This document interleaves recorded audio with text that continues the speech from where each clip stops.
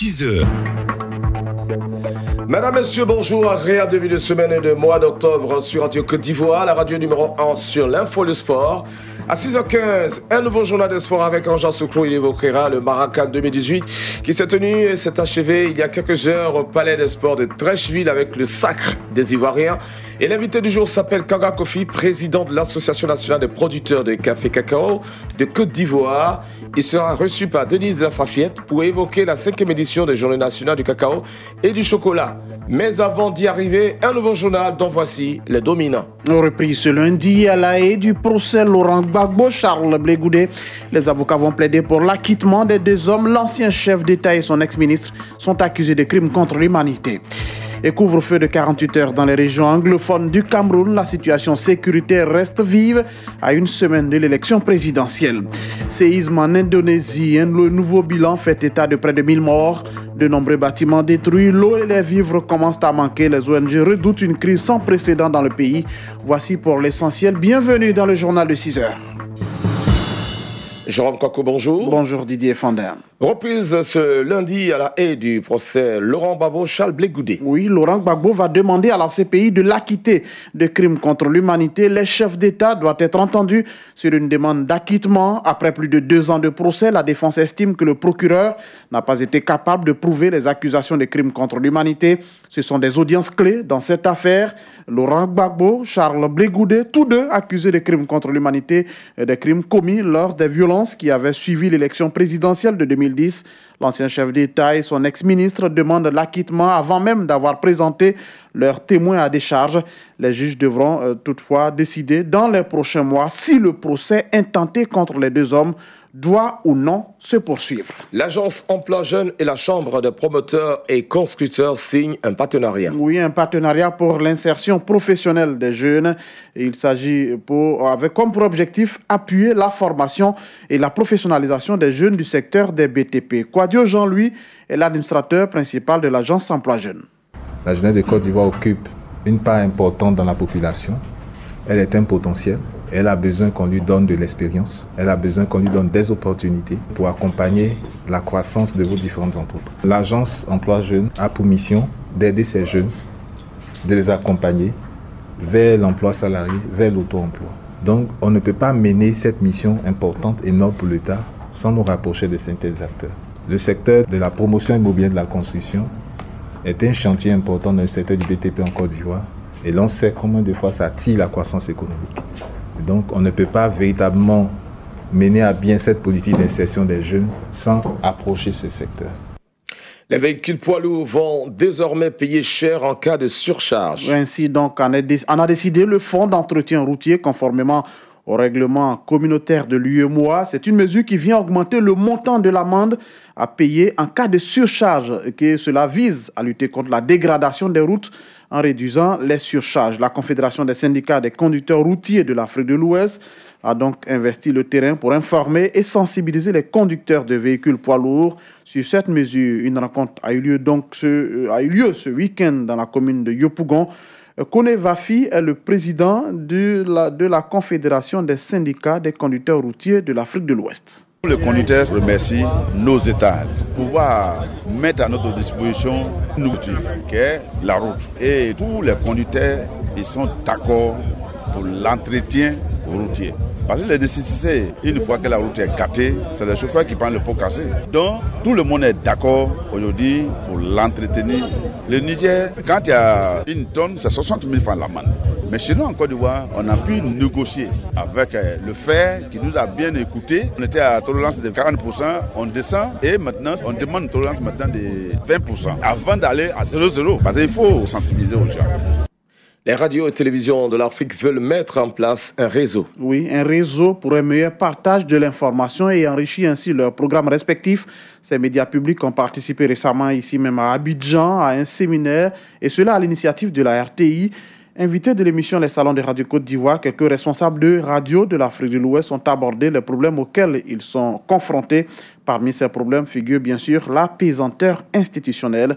C'est ce que nous dit ici Maguette Diop de la radio-télévision sénégalaise. Les pesanteurs institutionnelles se sentent beaucoup plus à la télévision qu'à la radio. Et aujourd'hui, la télévision même est en train de noyer un peu les efforts qui sont en train d'être faits par la radio. Tu interroges un Sénégalais lambda, tu lui dis, mais est-ce que vous écoutez la RTS? Il dit non, parce que c'est une radio de l'État.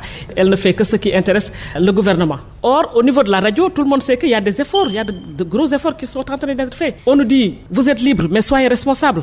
Nous avons pris nos responsabilités et nous traitons l'information selon notre sensibilité et selon l'importance donc de cette information-là. Donc aujourd'hui, je pense que ces pesanteurs institutionnelles au niveau de la radio, vous savez, c'est tellement ancré dans nos mentalités qu'on le fait sans qu'on nous le demande. Il est vrai que nous devons quand même nous conformer à cette ligne éditoriale tracée par le gouvernement, sans oublier que nous sommes un média public qui est quand même proche du pouvoir en place, mais nous sommes ensuite journalistes de profession. Nous avons également des choses à démontrer. Cela va de notre sensibilité et de notre crédibilité. Des engins tricycles et des moulins offerts aux femmes de Koro. Oui, c'est un don du conseiller technique du gouverneur du district d'Abidjan, Bakayoko Abdraman. Ces engins ont été offerts donc aux femmes de la commune de Koro, c'est dans la région du Bafing. Ces engins la remise officielle a eu lieu à Cointigisso. L'objectif est d'améliorer les conditions de vie et de travail de ces femmes. Tano Kone nous appelle de Koro.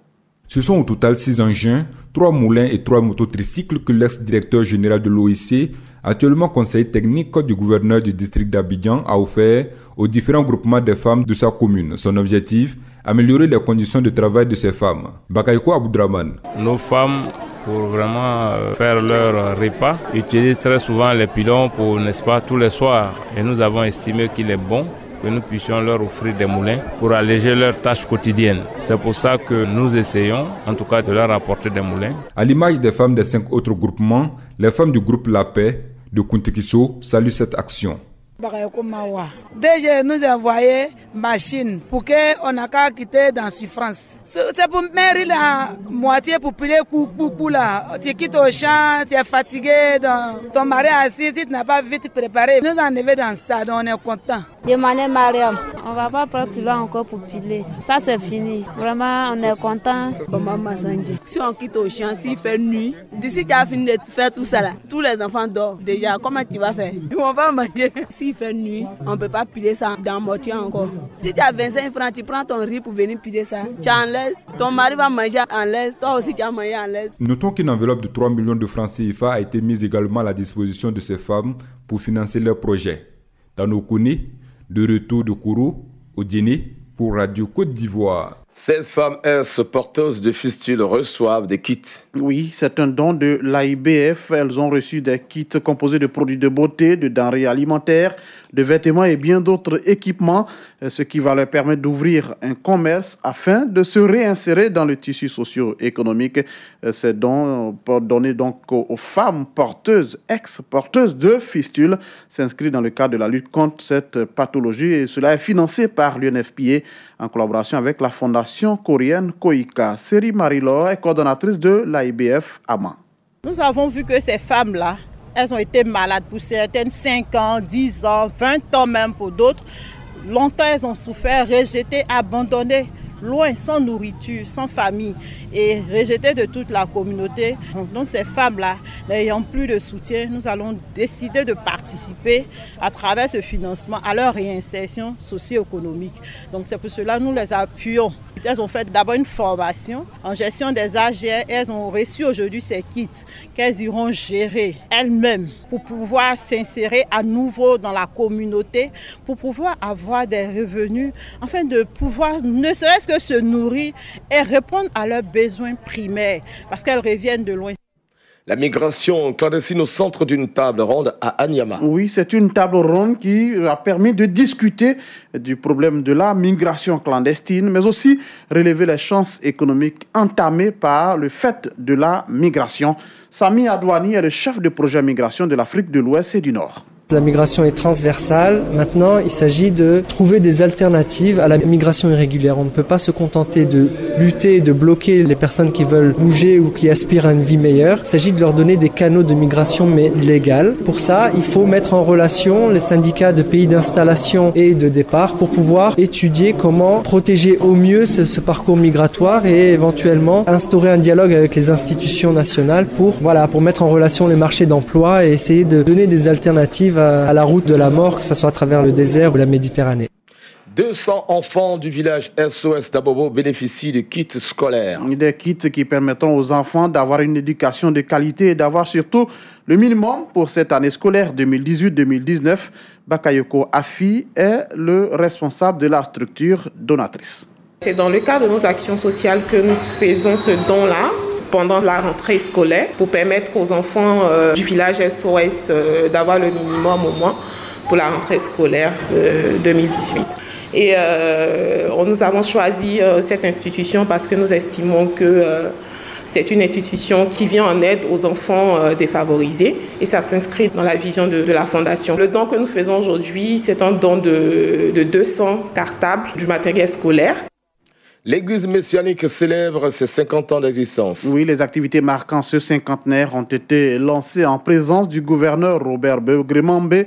Il s'agit, selon le révérend Esmel Eugène, secrétaire de l'église messianique, à travers ce cinquantenaire, de promouvoir l'église par la diffusion des œuvres de son fondateur. S'adressant aux fidèles de l'église messianique, Robert Begremambé les a félicités pour l'entente entre l'église messianique et les a appelés à prier pour la Côte d'Ivoire. On écoute Robert Begremambé. L'homme a plusieurs dimensions, dimension physique et dimension spirituelle. Et souvent, la dimension spirituelle impose sa volonté à la dimension physique. Et la meilleure volonté que nous puissions exprimer à la dimension physique, c'est celle qui vient de Dieu. Celle qui vient de Dieu vient par la prière et par l'inspiration de l'Esprit Saint. C'est pourquoi nous leur avons demandé de prier d'abord pour que Dieu révèle à ce pays la beauté qu'il a cachée en la Côte d'Ivoire. Deuxièmement, de prier pour le chef de l'État pour que là où il y a la discorde, ils mettent la concorde et la paix. Nous avons demandé à l'Église de prier pour que tous les hommes politiques soient des instruments de paix, d'amour et de cohésion. Nous avons demandé de prier pour que les Ivoiriens se rassemblent autour de l'idéal de paix, parce qu'il n'y a de paix que de richesse.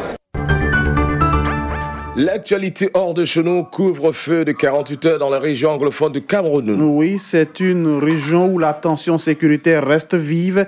Un an après la proclamation de l'indépendance symbolique par les séparatistes des régions anglophones du nord-ouest et du sud-ouest, 2 jours de couvre-feu total dans ces régions anglophones ont donc été décrétés à une semaine de l'élection présidentielle. À Bouéa, dans le sud-ouest, les autorités administratives ont ainsi interdit toute activité de transport, aussi bien publique que privée. Ils ont aussi décidé de la fermeture des entreprises et débits de boissons. Même les activités de loisirs ont été suspendues, qu'elles soient culturelles, sociales ou sportives. Des mesures étendues à la ville de Tiko et à la cité balnéaire de Limbe, qui a été jusqu'ici relativement épargnée par les exactions des combattants indépendantistes. En Indonésie, 2 jours après un séisme de magnitude 7,4 sur l'échelle de Richter, qui a ensuite provoqué un tsunami, le bilan est à présent de près de 1000 morts et la destruction de nombreux bâtiments au centre de l'île indonésienne de Célèbes. La plupart des victimes ont été recensées jusqu'à présent à Palu, une agglomération de 350 000 habitants située sur la côte ouest des Célèbes. Des pillages se sont produits dans des supérettes comme dans des stations essence dans une ville de Palu qui manque de tout. Les autorités et les ONG s'inquiètent. Les hôpitaux, dont certains ont été endommagés, peinent à faire face à l'afflux de victimes et de nombreux blessés sont soignés en plein air. Point final de ce 6 heures. On rappelle ce qui a fait l'essentiel. Repris ce lundi à la haie du procès Laurent Gbagbo, Charles Blé Goudé, les avocats vont plaider pour l'acquittement des 2 hommes. L'ancien chef d'État et son ex-ministre sont accusés de crimes contre l'humanité. Et couvre-feu de 48 heures dans les régions anglophones du Cameroun. La situation sécuritaire reste vive à une semaine de l'élection présidentielle. Et puis séisme en Indonésie. Le nouveau bilan fait état de près de 1000 morts, de nombreux bâtiments détruits. L'eau et les vivres commencent à manquer. Les ONG redoutent une crise sans précédent dans le pays.